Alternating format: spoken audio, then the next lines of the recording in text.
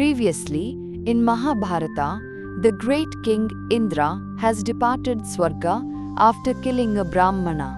Now, the rishis and devatas have gathered.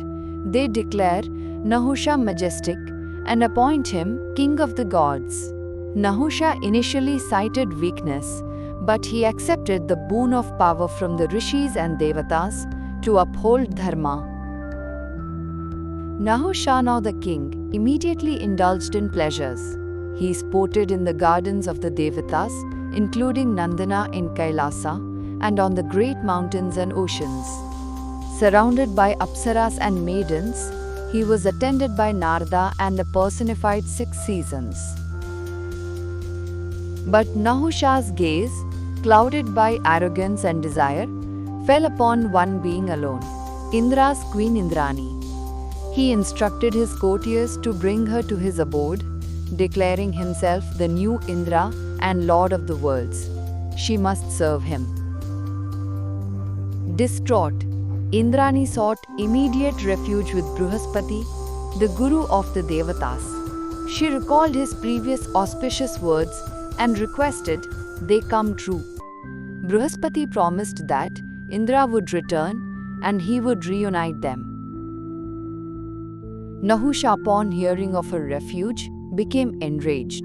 The Devatas and Rishis rushed to urge him to control his anger.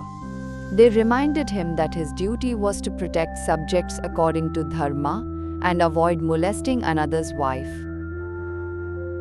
Nahusha questioned the Devatas' past inaction regarding Indra's cruel deeds, specifically citing Indra's unauthorized relation with Ahalya while her husband was alive.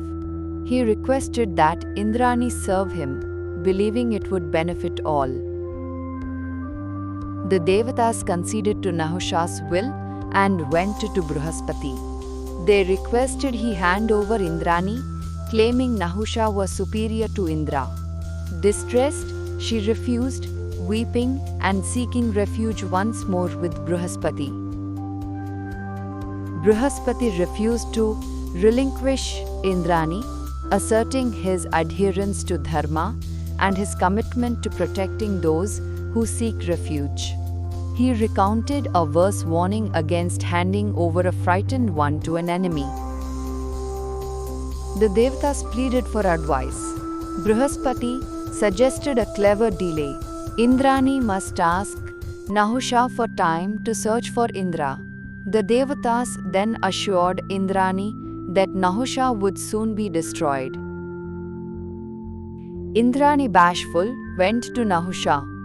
She praised his power but requested time to ascertain Indra's whereabouts. She swore to serve Nahusha if she could not find Indra. Nahusha was delighted by her beauty and granted her permission.